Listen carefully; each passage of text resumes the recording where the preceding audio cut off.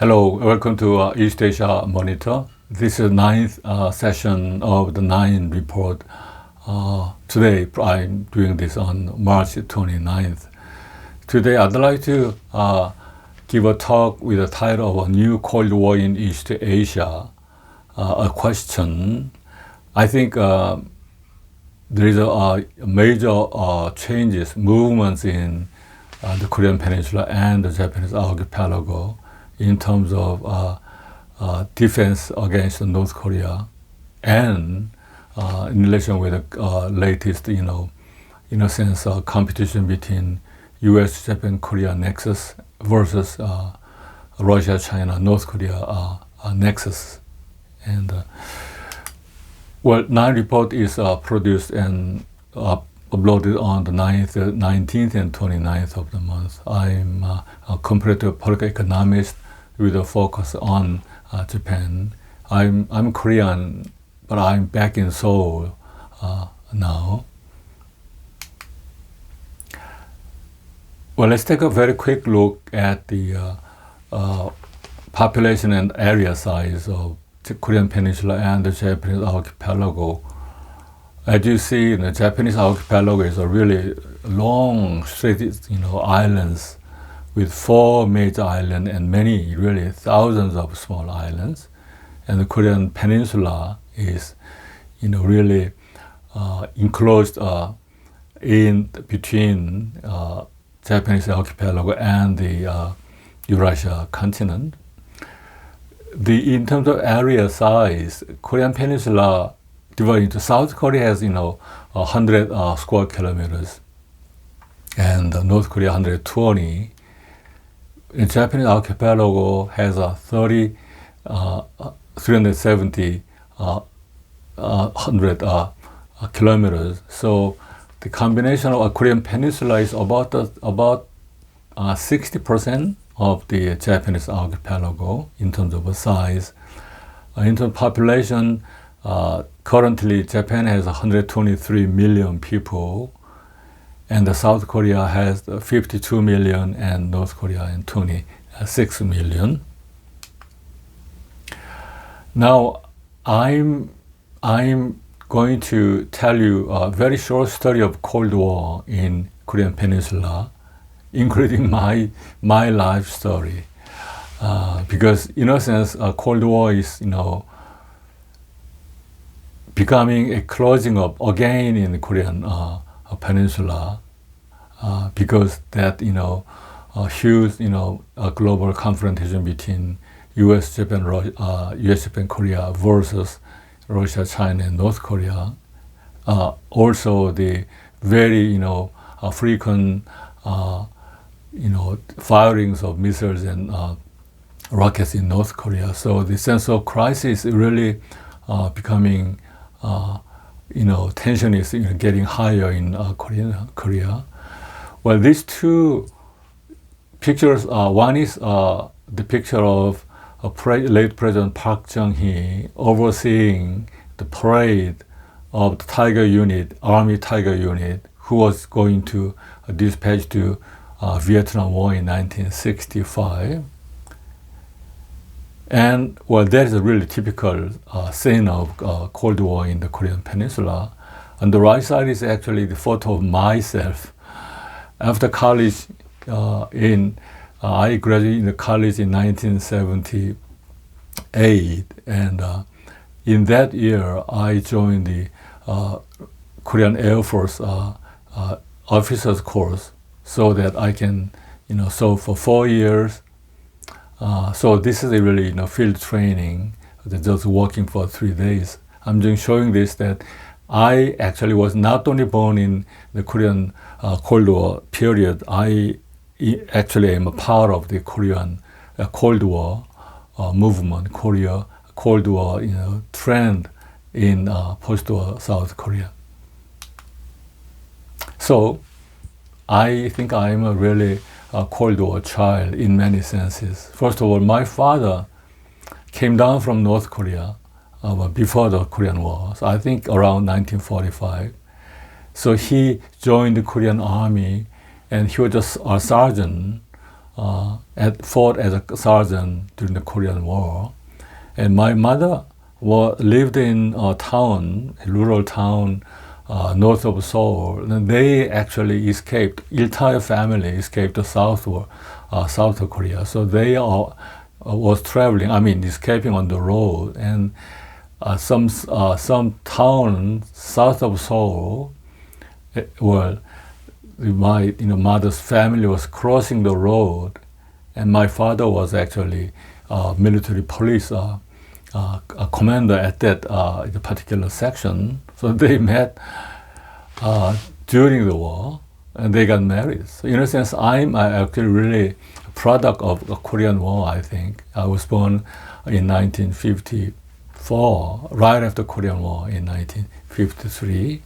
So there is another actually landscape of Cold War in my own life, that when I was a fifth year pupil at primary school, which was 1965, Tiger unit of Korean Army was going to be sent to the Vietnam War.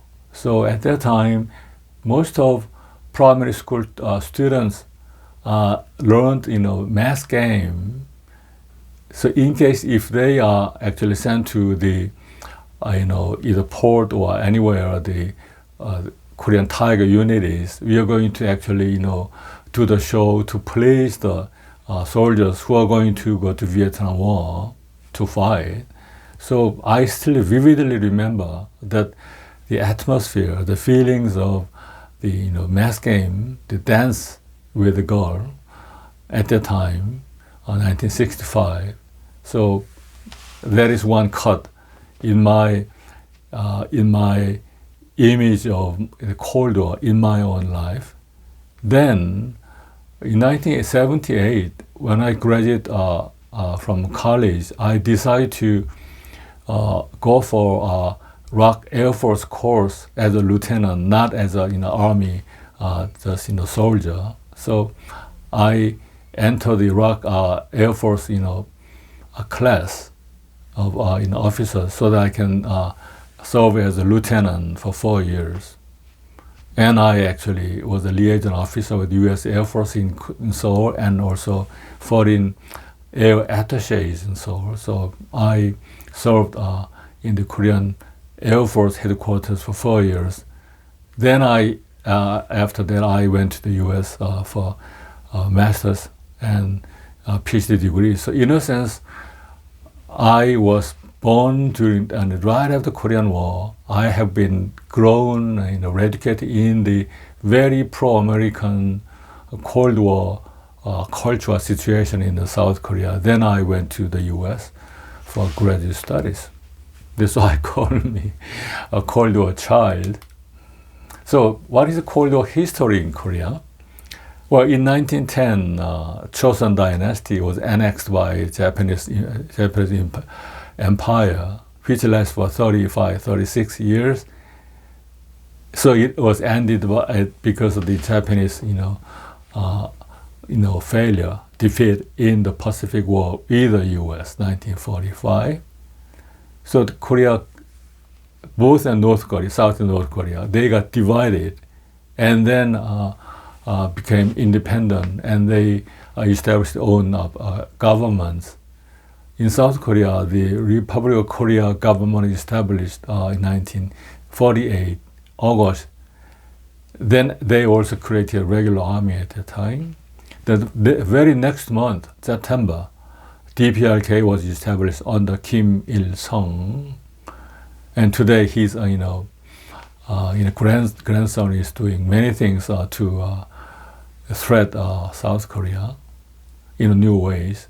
And then 1952 through 53, we had a Korean War that was led by, the U.S. and also some Japanese also, participate in this Korean War.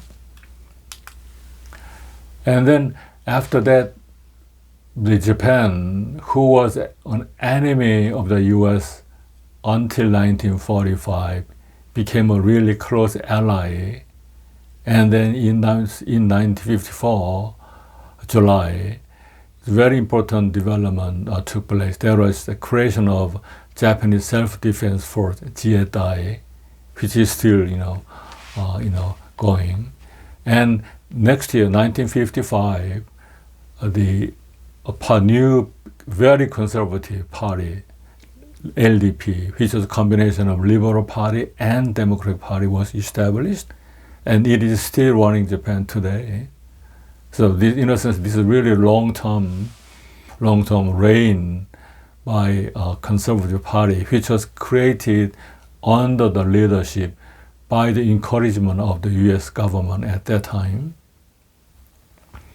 And 1957, under the influence by the U.S. Foreign policy, forces, Japan, U.S. forces, Japan, also U.S. forces, Korea were established, and they stationed, respectively in Japan and Korea, Army, Air Force, and Navy.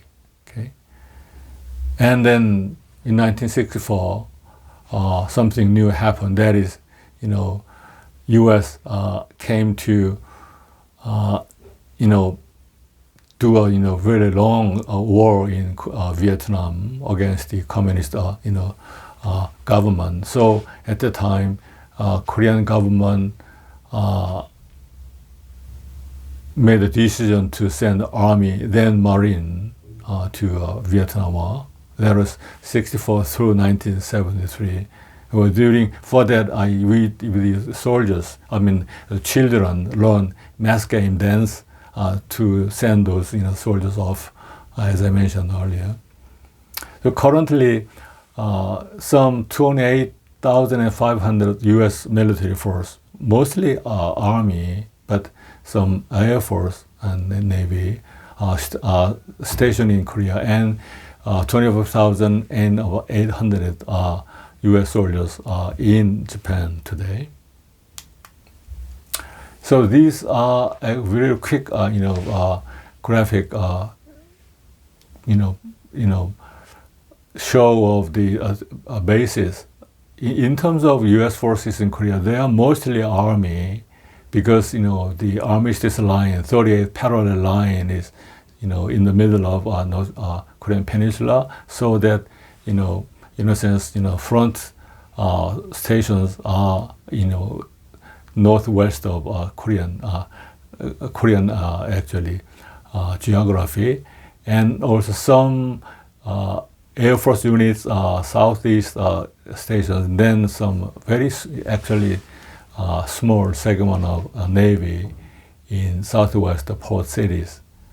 And Japan has actually more Air Force and Navy at larger scale than compared to Korea. Bases are Okinawa and Yokosuka, and many port cities are the actually stations for U.S. military forces. So today, if you compare the military power of North Korea, South Korea, and Japan, in terms of population, Japan is a large country with 123 million people, and North Korea 26, and South Korea 52, and gross national income accounted for by World Bank, so $1 billion, 5,000 Japan, 1,800 Korea, but North Korea is really meaningless. So even there's no reliable statistic on North Korea in terms of national income. In terms of per capita, this is GNI last year, 3,600 and 40,000 US. But lately, I know GNP data per capita, actually Korean GNP per capita is higher than Japan. Very lately, but it could be only temporary. But in terms of a national personal household income, Korean household and Japanese household has vertically equivalent, same in terms of income. Global military strength ranking, by global firepower accounting, Korea is the 5th, Japan 7th, and North Korea 36th So, Korea really has improved in terms of firepower, military preparedness.